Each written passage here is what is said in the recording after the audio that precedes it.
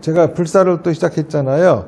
사리탑을 지어 그전에는 법당이고 요사저고 전부 다 가건물로 돼 있었고 그 가건물도 상당히 오래돼 가지고 좀 위험한 상황이었죠. 잘못하면은 전기도 위험할 수도 있고 그리고 풀도 무성하고 정리가 되지 않은 상태의 사찰이었습니다. 그러다가 지금은 와 보시면 아시겠지만은 건물도 아주 깨끗하게 들어서고 주변도 아주 정리가 깨끗하게 잘 돼 있는 그전에 비하면 아주 훌륭한 절로 탈바꿈이 되어 있죠. 이거 자체가 불사를 한 거예요. 그 어려운 불사를 하시더니 또 더 큰 불사를 저질러 가지고 우리를 힘들게 한다. 이런 얘기를 태항사 근처에 있는 신도들이 한다 이겁니다.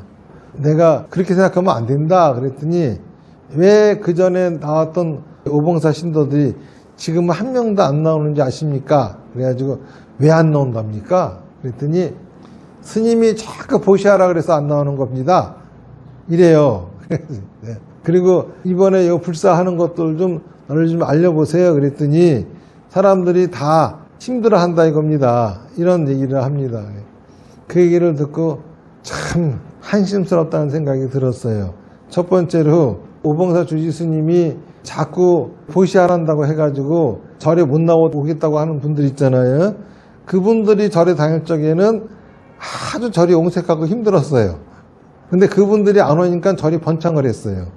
그러니까는 내가 도대체 왜 그 사람들을 자꾸 절로 데려오려고 하느냐. 그분들이 그런다고 해가지고 불교를 그만둔 게 다른 절을 다닌다 이겁니다. 그럼 다른 절을 가서 그 절을 또 망치면 되지. 왜 우리 절을 와서 또 망치려고 하느냐. 나는 안 왔으면 좋겠다. 그리고 그분들이 절에 다니면서 대려 정법을 포기하려고 하는 거를 방해하고 힘들게 하면 했지. 하나도 도와준 바가 없는데 그들이 절에 와서 무슨 소용이 있겠느냐. 정법을 피는 절에 와가지고 스님의 법문을 듣고 환희심을 일으키고 그리고 보시하라고 하면 그거를 돈 내란 소리로 들을 것이 아니라 구원받으라고 하는 소리로 듣고 그거를 본인들한테 큰 복을 주려고 하는 걸로 듣고 이렇게 들을 줄 알아야 되는데 부처 눈엔 부처밖에 안 보이고 돼지 눈엔 돼지밖에 안 보인다고 진짜 자기들 눈에 뵈는 게 그거밖에 없으니까는 그런 소리도 그렇게 들리는 거지. 그러니까는 귀가 막혀가지고 사람이 될 수도 없는 사람들이 모여가지고 있으니까는 그 모양이라고. 그리고 내가 또 불사를 한다고 아이고 힘들다고 하는데 지금 사리탑을 짓고 그 건물을 다 올리고 하는데 시주한 사람들이 1000명 가까이 되지만은 여기 신도들은 없다고 별로. 여러분들은 이거 한 사람이 별로 없어요. 내가 뭐 여러분들의 돈을 걷어가지고 그런 걸 했다고 하면은 모르겠지만은 여러분들의 돈을 가지고 한 거는 없고 여러분들은 내가 이걸 한다고 하면은 힘들어하기만 했지 언제 참가한 적이라도 있냐고 옆에 사람들한테 하라고 좀 이렇게 홍보한 적이라도 있냐고 없으면서 맨날 하는 소리는 주지 스님 흉이나 보고 앉았고 맨날 일만 저지르고 스님이 욕심이 많다는 또 이딴 소리나 하고서 뒤로 흉이나 보고 누가 뭘 하자 그러면 서로 입 모아가지고 아이고 힘들다 경제가 어려운데 이런 소리나 하고 앉았고 이랬지 여러분들이 뭔가 이런 거에 제대로 동참해 본 적이 있냐고. 그리고 여러분도 시주금 가지고 한 게 하나도 없는데 뭐 때문에 힘들어 하냐고. 그러면은 내가 여러분들한테 좋은 일 하는 것조차도 권유하는 것조차도 하지 말란 소리냐고. 그러면서 제가 듣기 싫은 소리 좀 많이 했어요. 진짜 그런 말이 있어요. 이성계하고 무학대사하고 둘이 농담하기로 했습니다. 그래가지고 이성계가 무학대사한테 아유 무학대사님은 돼지 같습니다. 그랬대요. 그랬더니 무학대사가 어휴, 우리 임금님은 부처님 같습니다. 그러니까, 아우, 농담하기로 했는데 왜 그렇게 말씀하시냐. 그러길래, 돼지 눈엔 돼지밖에 안 보이고, 부처 눈엔 부처밖에 안 보이는 거라고 얘기했다는 것처럼. 그러니까 꼭 자기들 귀에는 그렇게 들리는 거야. 그런데 우리가 알아야 할 게 있어요. 중생들이 살아가면서 힘든 이유들이 여러 가지가 많이 있어요. 어떤 사람들은 사업이 안 돼서 힘들고, 어떤 사람들은 부부 사이가 안 좋아서 힘들고 어떤 사람들은 자식이 속썩여서 힘들고 모두가 다 힘듭니다. 그런데 이 사람들이 힘든 원인이 뭐냐면 이유는 딱 하나밖에 없어요. 집착하기 때문인 겁니다. 사업하는 사람은 사업에 집착하든 돈에 집착하든 성공에 집착하든 뭔가에 집착하기 때문이고 또 부부 갈등 있는 것도 부인이든 남편이든 뭐 행복이든 뭐든 하여가 거기에 뭔가에 집착하기 때문이고 자식의 문제도 그렇고 인간관계 모든 것도 서로가 어렵고 힘든 이유는 집착하기 때문이에요. 이 보시라고 하는 거는 이 집착을 끊는 가장 좋은 약이거든요. 명약입니다. 그런데 참 재밌는 것이 보시를 하라 그러면은 돈 내란 소리로 사람들이 들어요. 보시하세요 그러면 돈 내세요 이런 소리도 들리다 보니까는 더욱더 집착심을 유발시키게 되어버려요. 그러니까는 내가 하려고 하는 거는 그 집착을 빼가지고 편안하게 만들려고 하는 건데 중생들은 그 말이 그렇게 들리지 않고 마치 자기의 뭔가를 뺏어가려고 자기 생명을 뺏어가려고 하는 것처럼 착각을 합니다. 그러니까는 그런 식의 생각을 하는데 가장 좋은 약이라고 하는 거는 보시밖에 없어요. 그러니까는 보시를 권유할 적에도 이미 성공하고 잘 사는 사람들한테는 보시를 권유할 필요가 없어요. 보시를 권유할 적에는 가장 어렵고 힘든 사람들한테 권유해야 되는 거거든요. 왜 그들한테 그런 거 하라고 하냐면 어렵고 힘드니까는. 얼마나 지은 것이 없으면 그렇게 살고 또 얼마나 집착이 심하면 어렵고 힘들게 살겠습니까? 더더욱 그런 사람들한테 권유해야 되는 것인데 그런 얘기가 있잖아요. 양쪽 낭떠러지에 외나무 다리가 하나 놓여 있습니다. 이거를 장님이 지팡이로 더듬더듬 하면서 건너가다가 또 떨어진 거야. 떨어지면서 얼떨결에 움켜잡은 것이 칡넝쿨이에요. 칡넝쿨을 잡고서 살려달라고 아주 고함을 지르고 있는데 다리를 건너가던 사람이 이렇게 보니까는 잡고 있는 칡넝쿨만 탁 놓으면은 바로 바닥이라. 근데 장님은 그게 보이지 않으니까는 그냥 발버둥만 치는 거예요. 그래서 이 사람이 그 칡넝쿨 좀 놓으세요. 그것만 놓으면은 바로 바닥입니다. 아무리 얘기를 해도 고지 듣지를 않아. 자기가 느끼는 게 다라 이거죠. 그런 것처럼 중생들은 그 집착이 문제예요. 집착이라고 하는 것이 자기 상식, 자기 느낌, 자기 경험에 매달려 가지고 더욱더 고통스럽게 살 뿐이거든요. 도저히 지금 내가 살아날 길이 없다. 그러면은 왜 살아날 길이 없냐 하면은 자기 상식, 자기 느낌, 자기 경험 속에 빠져 있기 때문에 그 범죄에서 생각하기 때문에 살 길이 없고 해결할 길이 없는 겁니다. 자기 느낌, 자기 경험, 자기 상식에서 벗어날 수만 있다면은 해결할 방법도 보이고 할 수 있는 길이 보이는 거거든요. 그런데 중생들은 거기서 벗어나려고 하지 않아. 그게 다인 줄 알아요. 거기서 벗어나기 하는 가장 큰 힘이 이게 보시예요. 보시 그러면은 내가 쓰고 남은 거 여유 있는 거 가지고 누구 도와주고 이런 걸로 아는데 그런 보시는 복 짓는 거에 불과하지만은 자기를 살릴 수 있는 보시는 아니에요. 자기를 살릴 수 있는 보시는 자기에게 할 수 없는 거를 할 수 있는 것이 보시입니다. 그런 보시는 자기 스스로가 할 수 있는 게 아니기 때문에 스님이 시켜야 돼요. 스님이 얼마 이렇게 정해주고 시켜야지만이 그 힘 갖고 살아날 수가 있는 건데 그렇게 시킨다고 해가지고 그거를 싫어하죠. 그래서 주지 스님은 너무 보시만 시켜가지고 힘들어서 못 다니겠다 그러는데 사실 제가 보시를 권유해가지고 잘못된 사람은 하나도 없어요. 다 잘되고 잘 살아났지. 탈난 사람 하나도 없습니다. 되려 안 해가지고 더 수렁통에 빠지고 고통받고 사는 사람들은 봤어도 해가지고 잘못된 사람은 아무도 안 봤거든요. 그런데 이 보시를 권하는 거야말로 바로 중생구제의 가장 핵심인데 이걸 나보고 하지 말라면은 중노를 하지 말라는 소리죠. 그걸 한다고 흉을 본다고 하는 거는 의사가 환자들한테 아픈 주사 놔주고 쓴 약 준다고 해가지고 흉 보는 거하고 뭐가 다릅니까? 의사는 당연히 그 환자의 병을 고치려면은 설사 그 환자 입에 쓰다 하더라도 줘야 되는 것이고 그 환자가 아파하더라도 주사는 필요하다고 하면 주사도 놔야 되는 법이거든요. 그런데 그런 말을 한다고 하는 거는 병 고칠 생각도 없는 사람이 병원에 오는 거와 똑같은 거예요. 병 고칠 생각도 없으니까는 병원에 와가지고 쓴 약 준다, 아픈 주사 놓는다 흉을 보지.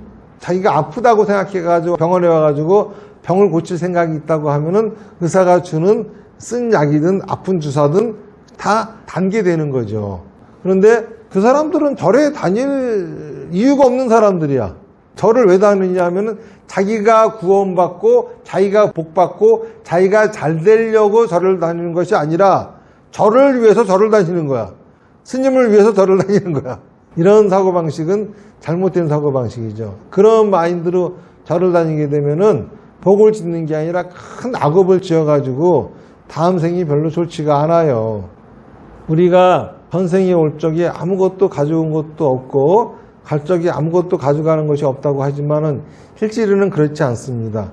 우리가 전생에 올 적에 업보를 가지고 왔어요. 그렇기 때문에 그 업보로 인해 가지고 다 처음 태어난 환경이 다르고 인생 시작된 바가 다 다릅니다. 부모도 다르고 모든 것이 다 다르게 시작이 됐거든요. 그러면서 누구는 풍족하고 좋은 환경 속에서 어린 시절을 보내기도 하고, 어떤 사람은 척박하고 공공하고 어려운 상태에서 어린 시절을 보내기도 하고, 이것이 다 전생에 지은 업보 때문에 그러는 거거든요.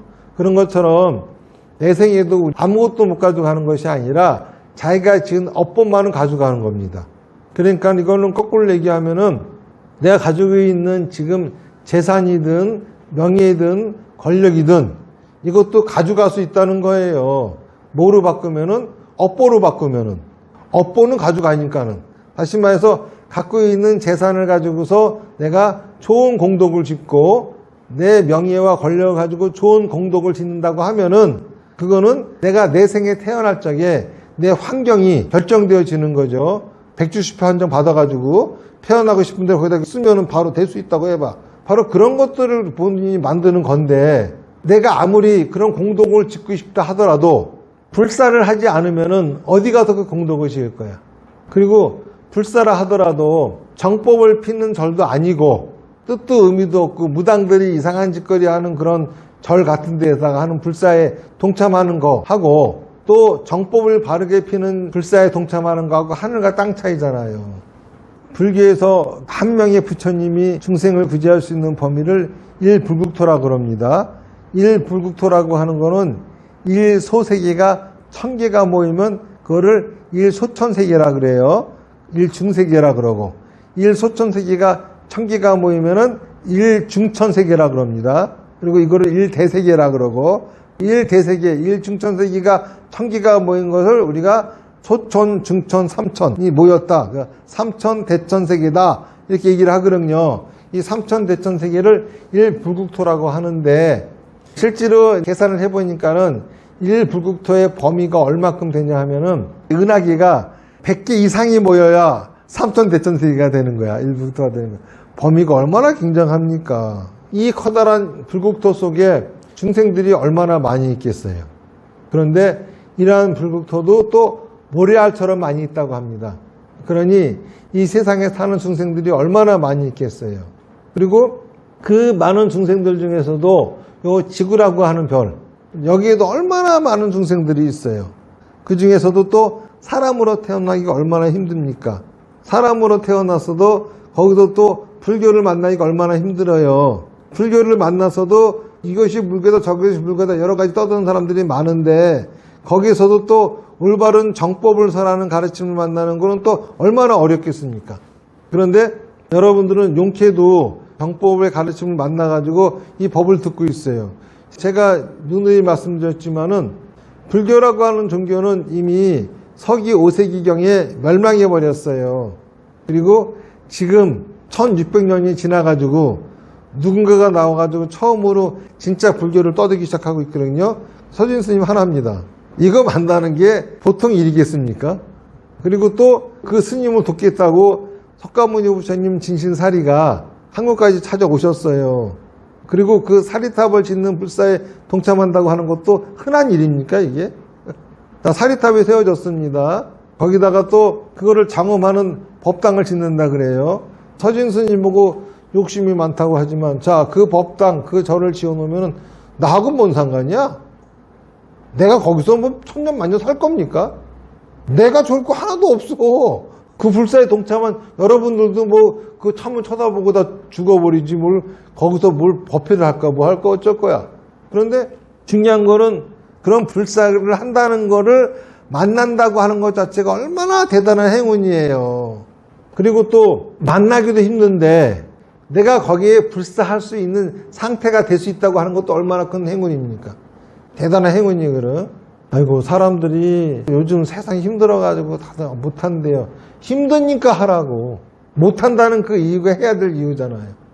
다음 생에 큰 복을 지을 수 있고, 또 내가 전생에 큰 복을 짓지 못해가지고 금생을 어렵게 산다고 하면은 금생에 팔자를 바꿀 수 있고, 또 이제는 내가 오래 살아가지고 곧 가야 될 사람이라 한다 하면은 내 생을 기약할 수 있고, 이런 불사를 하는 기회를 만나는 게 쉽지가 않잖아요.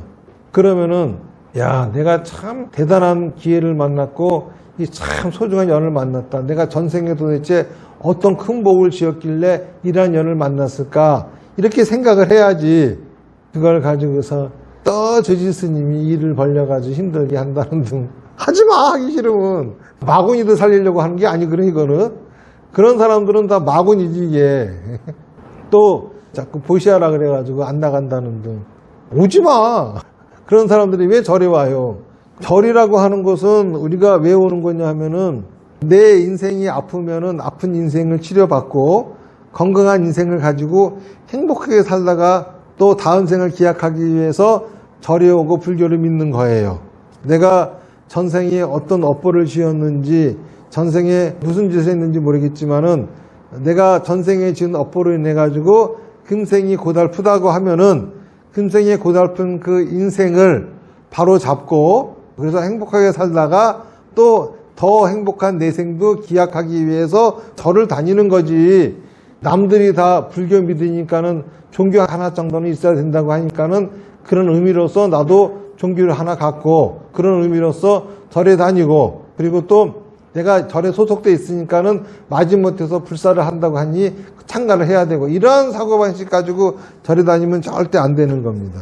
우리가 절에 다니면서 복을 짓지는 못할지언정 죄를 지으면 안 되는 거죠. 그리고 아픈 사람이 병을 고치기 위해서 병원에 가는 거고 또 건강한 사람은 더 건강을 유지하려고 병원에 가는 것처럼 절이라고 하는 것도 내가 전생에 지은 업보가 없어서 금생이 고달프다고 하면은 그거를 바로잡기 위해서 다니는 것이고 또 전생에 지은 복이 있어가지고 금생이 좋다고 하면은 더 좋아지려고 다니는 것이고 나아가서 내 생도 더더욱 좋은 삶을 살기 위해서 다니는 것이지 나를 위해서 절에 다니는 것이지 누구를 위해서 절에 다니는 것이 아니다. 이거를 우리가 알아야 되고 불사에 동참하고 한다고 하는 것도 나를 위해서 하는 것이지 남을 위해 하는 게 아니다. 그런 생각을 해야 됩니다. 지금 태왕사에서 불사를 시작하면서 스타트로서 100일 정진 법회가 시작이 되죠. 100일 정진 법회, 이 시작하는 이 법회가 얼마나 큰 의미가 있습니까? 또 이번이 시작이지 다음번은 시작이 아니야. 또 한다 하더라도.